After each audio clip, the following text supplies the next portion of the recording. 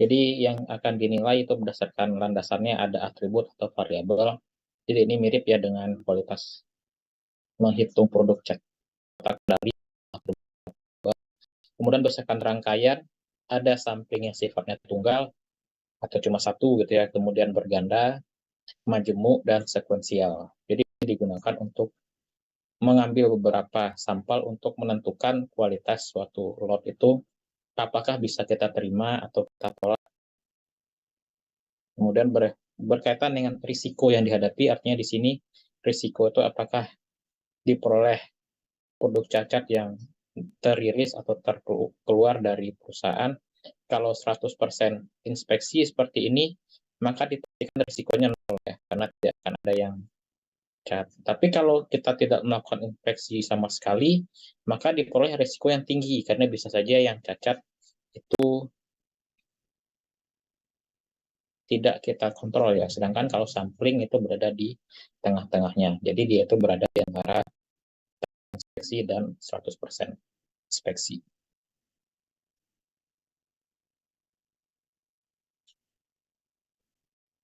Jadi kegiatan acceptance sampling dilakukan bukan untuk estimasi kualitas, tapi untuk mengklasifikasikan lot tersebut apakah kita terima atau kita tolak berdasarkan sampel yang diambil. Jadi dengan memakai konsep ini, tidak ada jaminan bahwa lot yang diterima memiliki kualitas yang lebih baik dari lot yang ditolak, karena dasarnya adalah melihat dari beberapa produk saja. Sebaliknya, metode acceptance sampling ini digunakan sebagai alat untuk menjamin bahwa output dari suatu proses sesuai kebutuhan, bukan untuk memeriksa aspek kualitas dari suatu produk. Jadi untuk audit toolsnya saja. Nah, sampling acceptance ini digunakan untuk pengujian atau karakteristik produk yang pengujiannya bersifat destruktif atau merusak. Misalkan uji impact, uji tekan, uji banting. Artinya kan kita akan menguji kekuatan suatu produk itu sampai dia rusak atau sampai dia hancur atau sampai dia patah. Sehingga tidak mungkin betul-betul semuanya diuji. Berarti kan nanti habis semua. Atau biaya inspeksi 100% terlalu tinggi. Atau secara teknis butuh waktu yang lama sehingga mengganggu penjadwalan produksi. Jadi tidak mungkin semuanya dilakukan inspeksi.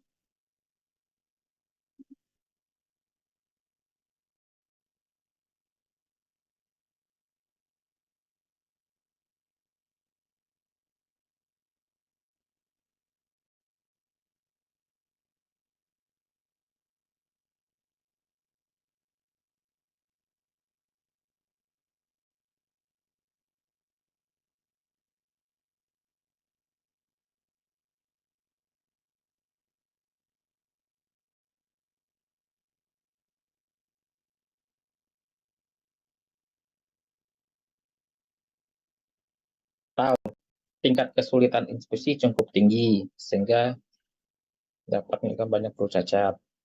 Atau pemasok atau supplier memiliki predikat yang baik, berarti sudah terpercaya sehingga tidak perlu inspeksi 100%. Atau ada risiko yang cukup besar produk cacat sehingga perlu dilakukan pengawasan kualitas produk.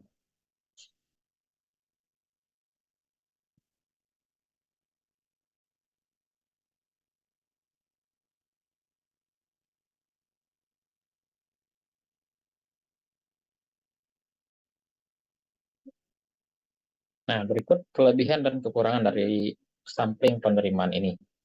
Yang pertama, lebih murah karena jumlah yang diinspeksi lebih sedikit, penanganan atau handling terhadap produk lebih sedikit, sehingga mengurangi kerusakan, dapat diterapkan untuk pengujian yang sifat merusak atau destruktif, butuh lebih sedikit tenaga kerja, memperkecil terjadi error, kemudian penolakan suatu lot secara keseluruhan akan motivasi supplier dalam meningkatkan kualitasnya. Artinya, dengan melakukan acceptance sampling ini berarti menjadi motivasi bahwa kalaupun ada ketemu yang rusak, berarti harus ditolak keseluruhan. Jadi pemasoknya menjadi lebih berhati-hati dalam mengirim barang.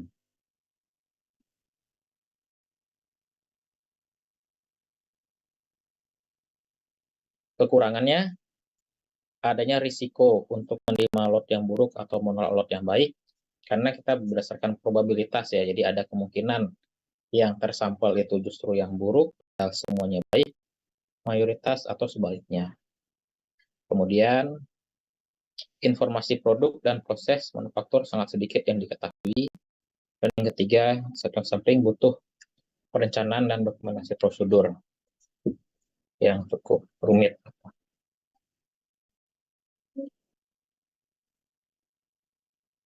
Nah, ini secara umum ya, kalau bentuk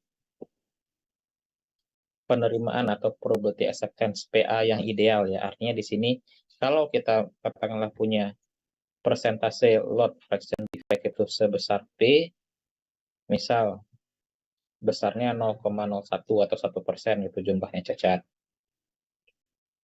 Artinya kalau dia itu nilainya kurang dari 0,01 atau berada di sebelah kiri gitu ya, kecil dari 0,01, maka lot itu akan kita terima. Nah, ini nilainya PA ya.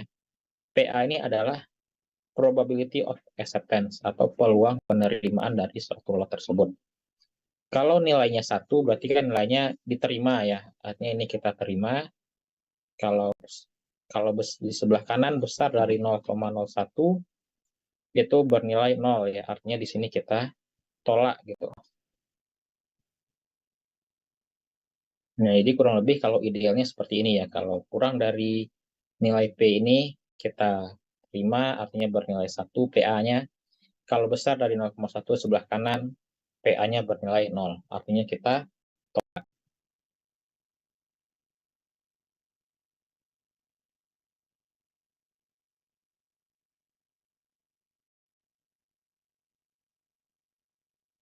Nah, untuk menghitung gitu, jika dilakukan sampling,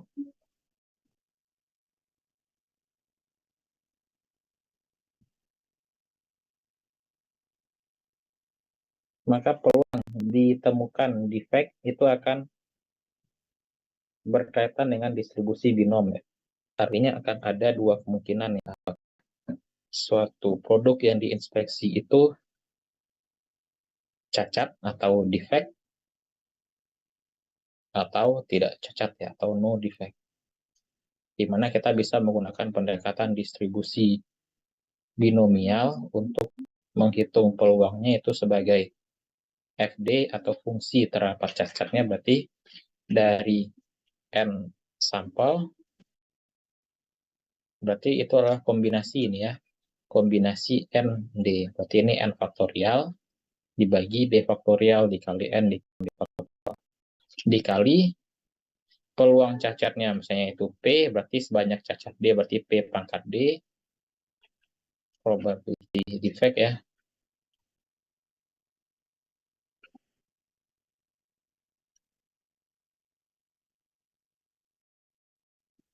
dikali 1 kurang P pangkat N kurang D. Sehingga peluang penerimaan atau PA ini, berarti itu nilai kumulatif peluang D kecil sama dari C, less than atau sama dengan C. Artinya di sini kita akan terima kalau dia itu tidak melebihi batas cacat C ini. Jadi misalnya nilainya bisa 0, 1, 2, maksimum C. Jadi peluang penerimaannya berarti jumlah kumulatif ya, dari nilai D cacatnya 0 sampai maksimum C dari binom ini.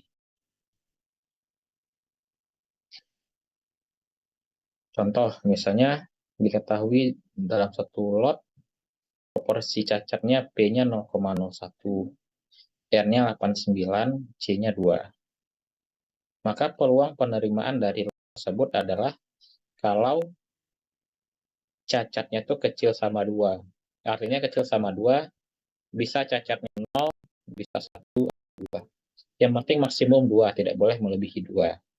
Berarti ini adalah sigma dari 0 sampai 2, 89 faktorial per D faktorial, kali 89 kurang D faktorial, dikali peluang cacatnya 0,01D, kalian tidak cacat 0,9, pangkat 89 kurang D.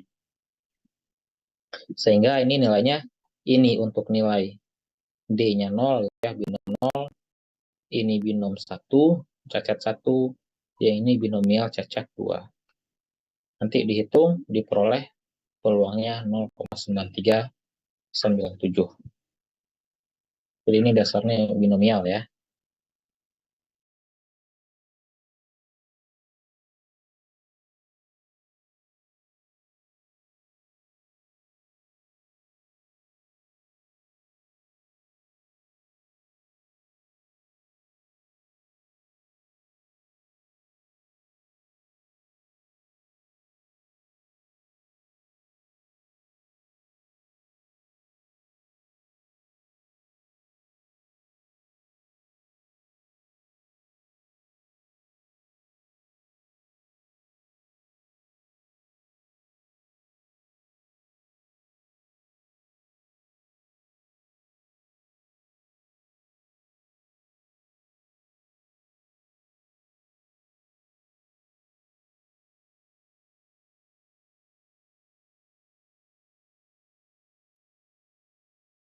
Ya bisa ya, jadi binom biasa ini.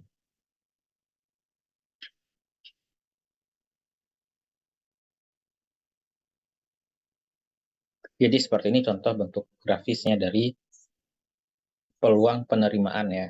Terlihat di sini lot defektifnya P, peluang acceptornya PA.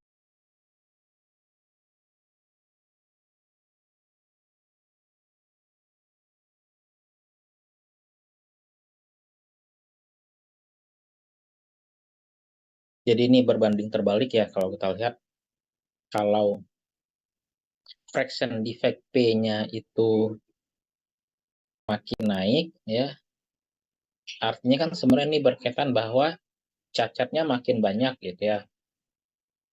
Makin banyak, maka akan mempengaruhi bahwa peluang penerimaannya itu makin turun. Peluang diterima makin turun. Artinya di sini maksudnya kan jelas ya, bahwa ketika proporsi cacat makin banyak, maka kemungkinan cacat yang diperoleh saat sampling itu makin banyak, sehingga peluang lot keseluruhan untuk makin turun. Dia berbalik. Ya, seperti ini kurang lebih ya bentuk grafis untuk perubahan nilai N dan C-nya. Jadi kalau N makin banyak, itu akan makin memperkecil proporsi cacat, sedangkan ketika C kita turunkan, itu memperketat ya, atau makin, kalau makin naik C-nya makin mempermudah atau memperbesar toleransi penerimaan suatu lot produk.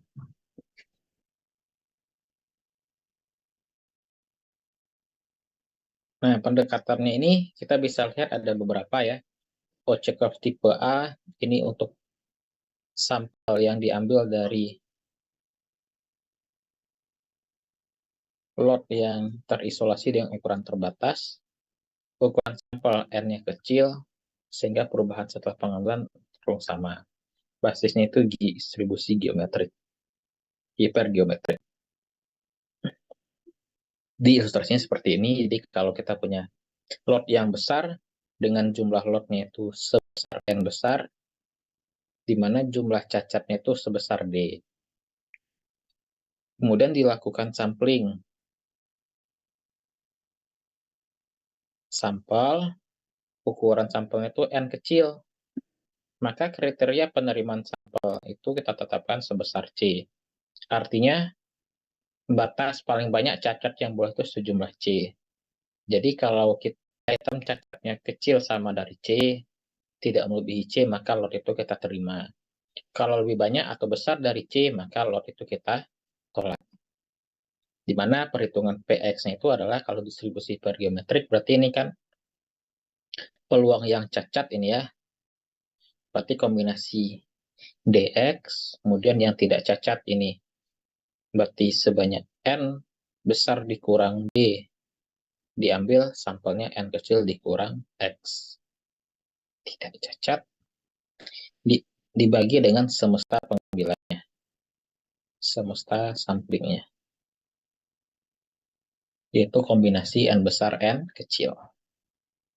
Sehingga Peluang penerimaan atau PA-nya adalah peluang untuk ditemukan cacat X kecil sama dari C. Jadi bisa 0, 1, 2, sampai nanti C. Jadi itu jumlah kumulatif atau sigma X dari 0 PX, yaitu 0 sampai C, kombinasi DX dikali N dikurang D, N kurang X dibagi kombinasi N besar bagi N kecil.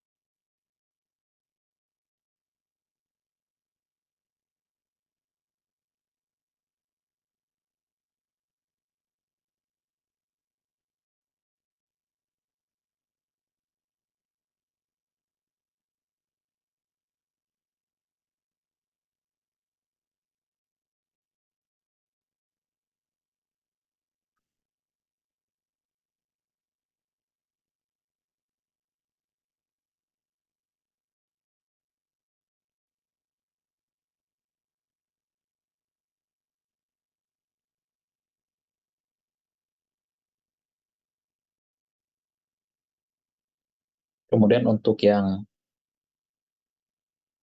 tipe B, lotnya disebutkan dari proses ukuran lot yang besar, minimum 10 kali dari ukuran sampel. Ini bisa kita dekati dengan pendekatan distribusi binomial.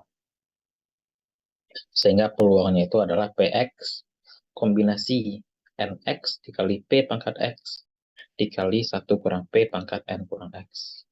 Sehingga peluang penerimaan atau PA-nya ketika peluang untuk X kecil sama dari C, di mana C itu batas catat maksimum ya. Jadi sigma 0 sampai C dari binomial masing-masing. Kemudian kalau dia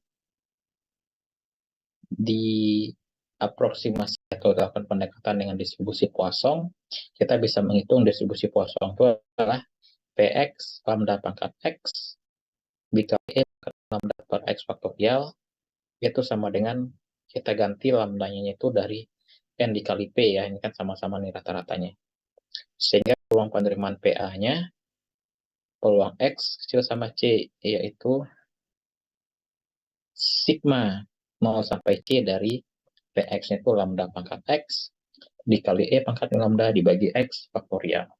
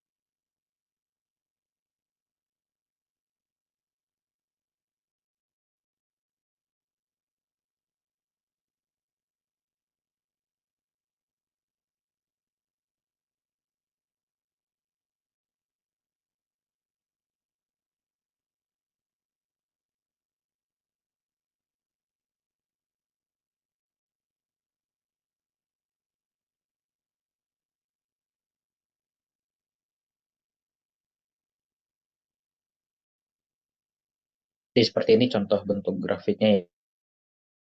Jadi antara P dan PA ini mau terbalik. Jadi kalau besar proporsi persentase cacatnya, maka akan mengakibatkan bahwa peluang lot itu diterima akan makin turun ya. Refraction non-conforming berbanding dengan probability acceptance-nya.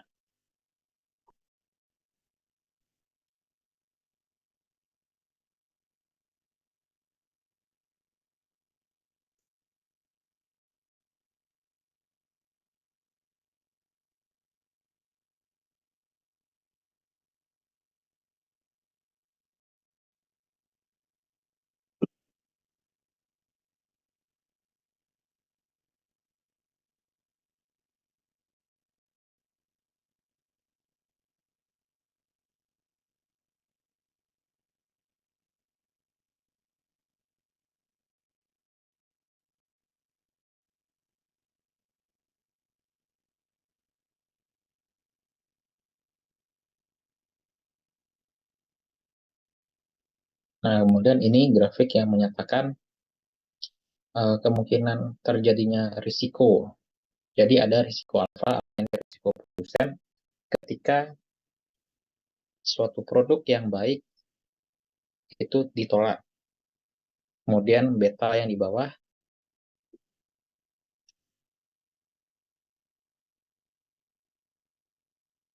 merupakan risiko konsumen, artinya ketika produk yang buruk tapi diterima. Di mana di sini akan berkaitan dengan nilai batas ya. AQL berarti ini accepted quality limit, artinya batas berapa proporsi yang diterima, sedangkan ini quality limit berarti batas maksimum terima. Jadi di sini kita berkaitan nanti akan menghitung berapa nilai peluang acceptance ini berdasarkan nanti risiko alfa dan risiko betanya ini untuk menentukan berapa biaya kualitas yang akan ditentukan. Nah, kriteria parameter-parameter yang dihitung dalam melakukan rencana sampling ini nanti akan berkaitan dengan ukuran sampel atau N kecil, artinya berapa banyak produk yang akan diambil, dan kriteria penerimaan C. C ini berarti berapa jumlah maksimum cacat yang bisa ditoleransi sehingga lot tersebut bisa diterima. Nah, dalam menghitung itu kita mengenal parameter yang pertama itu AOQ, Average Outgoing Quality. Artinya berapa rata-rata produk yang cacat tetapi terdapat di dalam lot tersebut.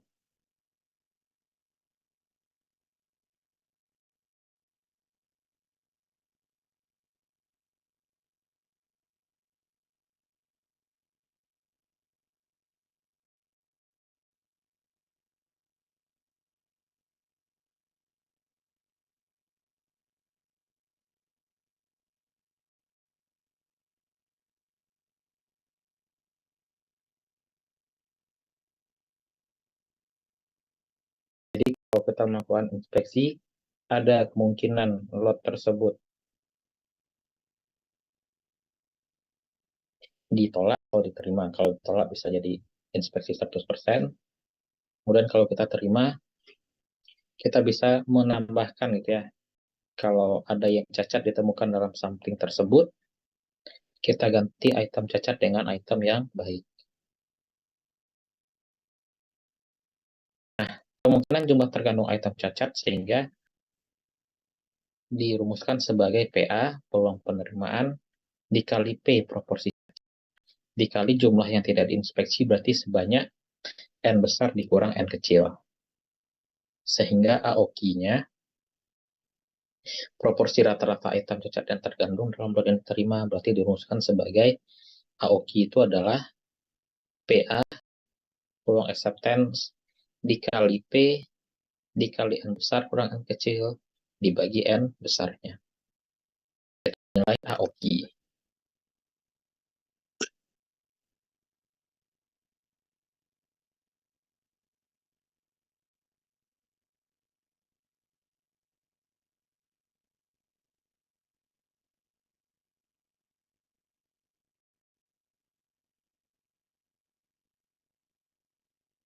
Nah, jadi AOQ ini akan ada trade-off ya antara nilai peluang P yang berbanding terbalik dengan nilai PA. Dimana kalau P makin besar, cacat makin banyaknya, maka peluang akan makin kecil ya. Tapi karena ini dikalikan, maka akan ada trade-off nilai di tengah yang mengoptimasi dengan P berapa yang peluang penerimaannya makin optimal. Jadi AOQ ini akan ada di tengah.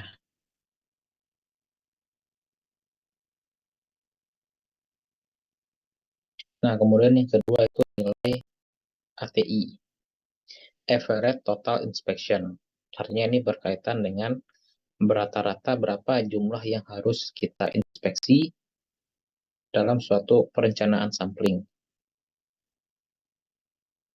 Jadi ATI ini dirumuskan sebagai N ditambah 1 kurang PA dikali N dikurang N kecil. Artinya di sini jumlah sampling N kecil yang ditetapkan dikali peluang penolakan dari lot yang tidak diinspeksi. N besar dikurang N kecil. Kemudian untuk sampling berganda, itu N1 kali PA1 untuk pertama dikali PA2 untuk lot kedua. Tambah N besar dikali 1 kurang PA1 kurang PA2.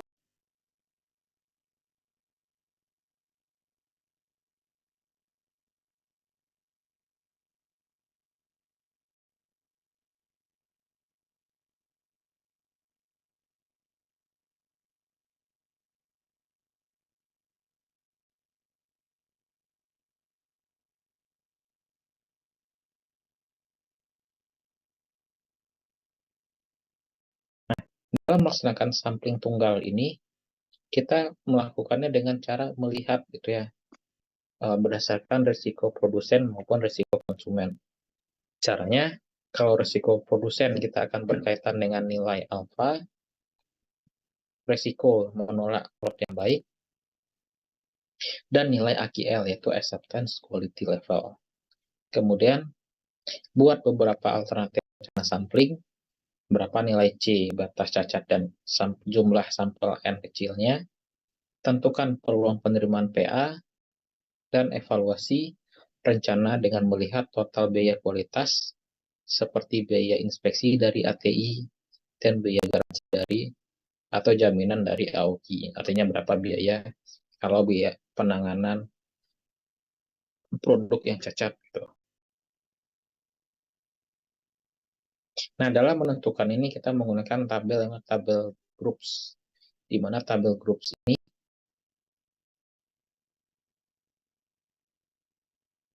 untuk mencari berapa jumlah sampel yang harus dibuat, yang harus diinspeksi. Jadi ini merupakan nilai NP-nya atau rata-rata kosongnya lambda gitu ya.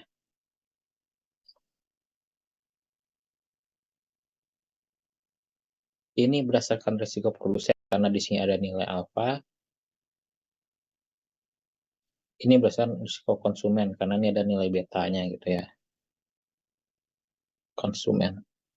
Jadi untuk yang produsen berarti kita lihat tabel kolom yang ini, kalau konsumen kolom ini.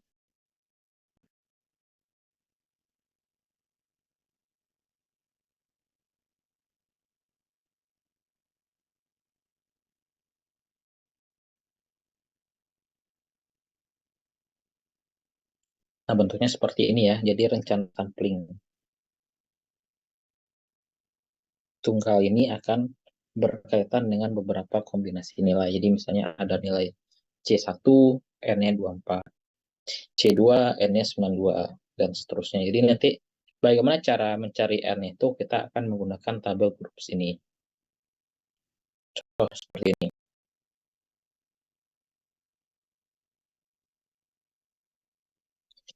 Jadi misalkan melakukan inspeksi pada produk yang berjumlah 1000 dengan alfanya 0,05 atau 5% probability-nya. Kemudian AQL itu P1 atau P1 1,5%, biaya inspeksi 100 per unit, dan biaya garansi atau warranty cost-nya 50.000 per unit. Untuk nilai C 1 atau 3, mana yang lebih murah? Jadi kita bisa melakukan percobaan ya untuk berbagai nilai C, kita cobakan mana yang memberikan nilai yang paling murah. Nah, caranya berarti stepnya kita ikuti aja. Tentukan alfa, AQL. Udah. Kemudian buat alternatif rencana sampling C dan N, tentukan peluang PA dan evaluasi biaya dari inspeksi ATI dan biaya garansi jaminan AKI. Nah, berapa nilai menggunakan tabel groups.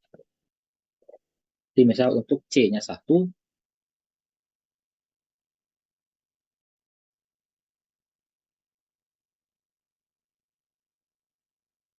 untuk C1 nilai dari tabel Gauss-nya atau NP gitu ya. NP-nya adalah, nah sekarang lihat ya, untuk C-nya 1, NP-nya berarti yang ini ya, 0,355. PNP 0,355. Sehingga nilai N diperoleh dari NP dibagi P ya. NP-nya 0,355 dibagi P-nya yang ini 1,5%, berarti 0,015. Berapa dapatnya ini?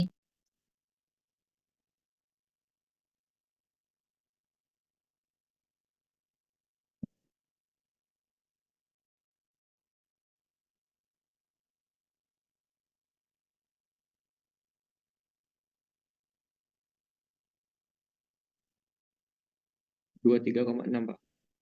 23,6. Nah, 23,6 dibulatkan menjadi 24 ya. N-nya udah, berarti habis itu hitung apa lagi nih? Hitung peluang penerimaan PA. Berarti peluang penerimaan PA adalah peluang ditemukan cacat kecil sama 1 ya.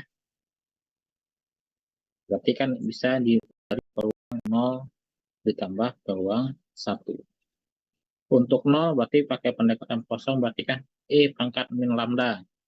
Min lambda yang ini ya, NP yang ini ya, berarti min 0,36 dikali 0,36 pangkat 0 per 0 faktorial.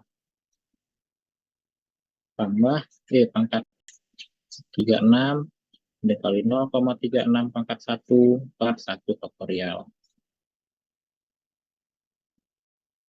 Ini dapat 0,698 tambah 0,251 sama dengan 0,949 atau ini 0,95 ya.